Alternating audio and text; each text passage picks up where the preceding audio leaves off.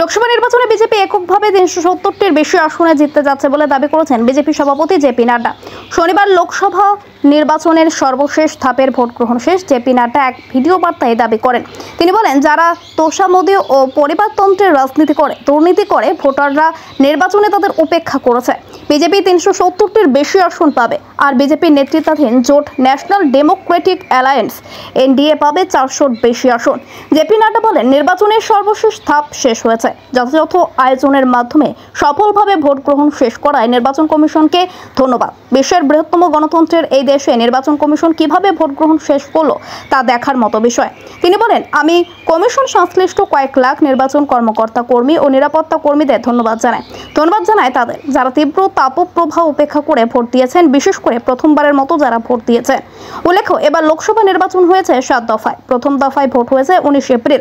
শনিবার শেষ ও সপ্তম দফার ভোট হয়।